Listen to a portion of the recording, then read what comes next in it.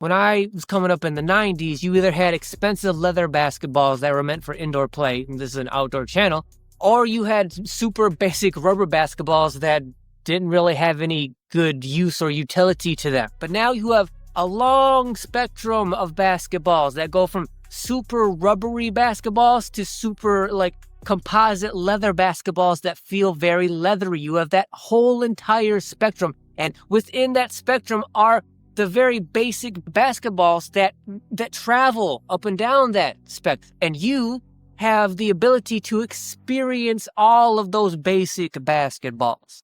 And you should. The reason I say that is because you don't want to find yourself in a situation where you come out to the park, you're about to compete, and now you have to use a basketball that's a different kind, style, feel, make, kind of, maybe a fabric or, whatever, a construction that you're not used to.